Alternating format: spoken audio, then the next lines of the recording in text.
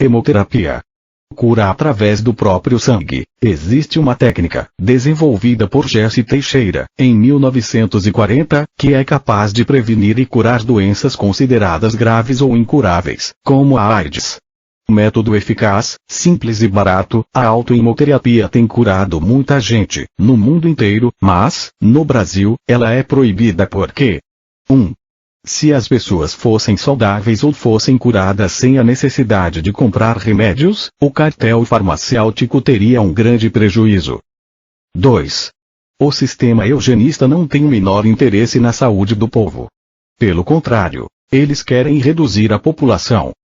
A autoimunoterapia consiste em retirar 5 ml, 10 ml ou 20 ml de sangue da própria pessoa e, no mesmo momento, aplicá-lo no músculo, braço deltoide ou canto superior externo do glúteo, de forma que o corpo do indivíduo crie mecanismos de defesa elevando os níveis de macrófagos de 5% para 22%.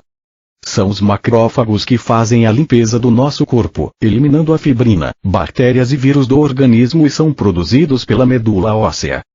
Esses níveis elevados de defesa criados pelo próprio organismo, atingem o pico após 8 horas de aplicada a injeção e duram até 5 dias, quando então, começam a diminuir até atingirem os valores de uma pessoa sadia, 5%. Doenças curadas através da hemoterapia. 1. Esclerodermia. 2. Asma brônquica. 3. Psoriase. 4. Doença de Crohn. 5. Lúpus. 6. Artrite reumatoide. 7. Miastênias graves. 8. Cistos de ovário e mioma.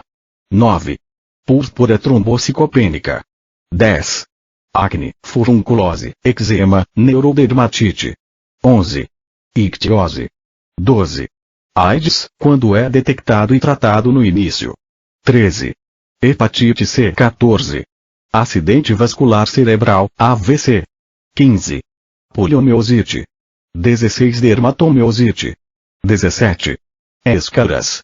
18. Depressão. 19. Amigdalite. 20. Febre reumática. 21. Gota. 22. Disritmia e convulsões, epilepsia. 23. Dores e processos inflamatórios. 24. Rinite. 25. Herpes. 26. Epidemias. 27. Distúrbios circulatórios. 28. Úlceras de cólon. 29. Danos causados pela diabetes. 30. Combate à hipertensão. 31. Evita que pacientes tratados com quimioterapia e radioterapia tenham o câncer espalhado por outras partes do corpo ou que ele retorne. 32. Reduz a ocorrência de manchas do vitiligo causadas por tensão ou depressão. Além de várias doenças infecciosas, doenças alérgicas em geral e doenças autoimunes. Retarda o envelhecimento. Mulheres grávidas ou amamentando podem fazer uso da autoimunoterapia tranquilamente. É até bom para o bebê, pois vai potencializar a imunidade da criança também.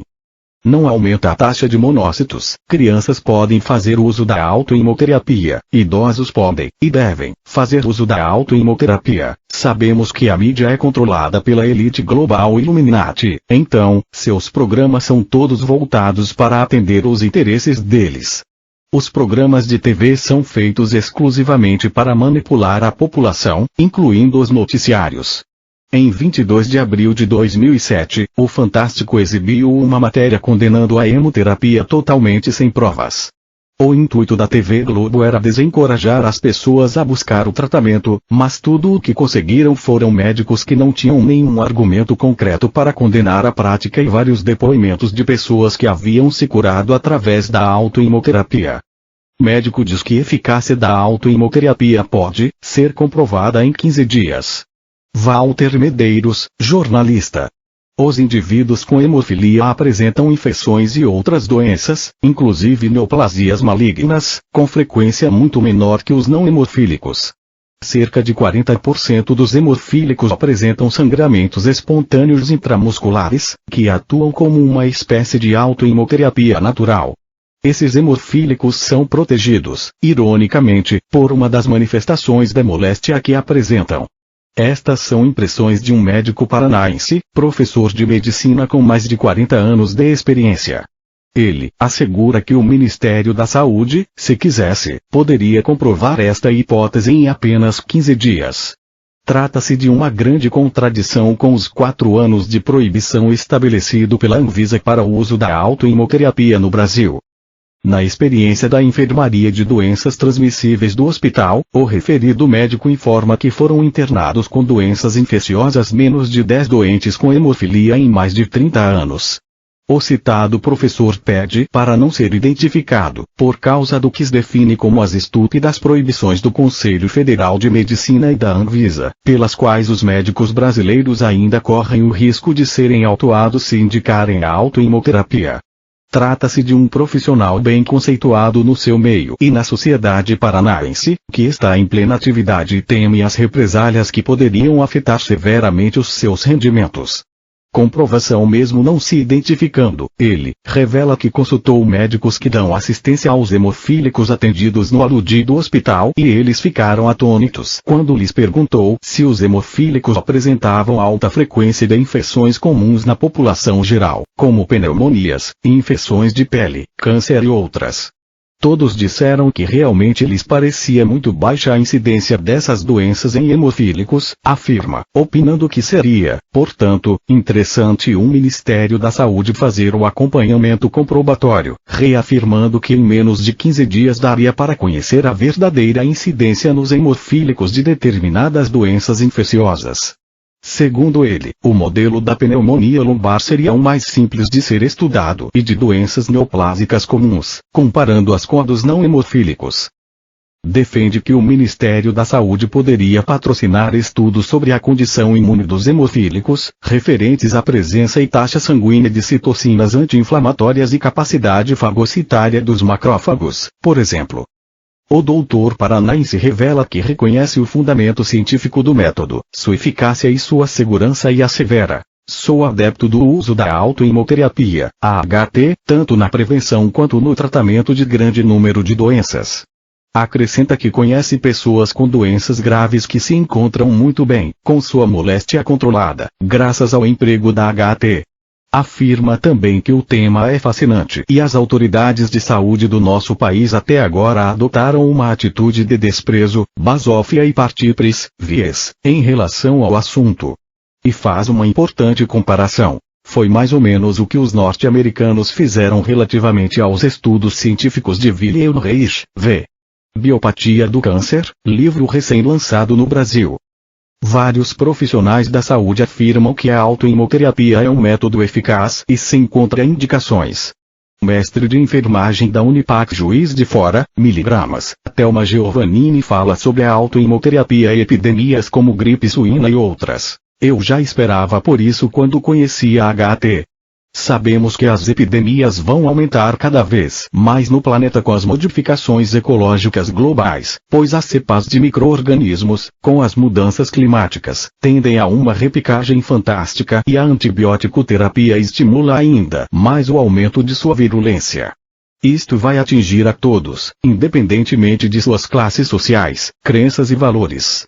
Portanto, teremos, obrigatoriamente, que tomar medidas urgentes e inadiáveis para proteger as populações, principalmente a de idosos, crianças e imunodeprimidos, e é claro, a baixíssimo custo.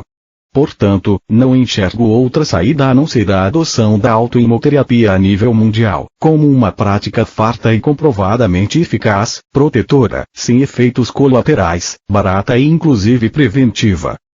Testemunho do médico Dr. Tarcísio Gurgel sobre a autoimunoterapia. Olá pessoal, como médico e formado pela UFRN em 1972, sei e reconheço as razões de tantas dificuldades para o uso da HT.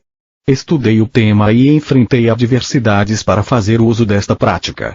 A AHT será no final desta década a maior e melhor técnica na prática médica pelos depoimentos dos que a praticam e com certeza pela pesquisa científica que a sociedade espera por iniciativa governamental.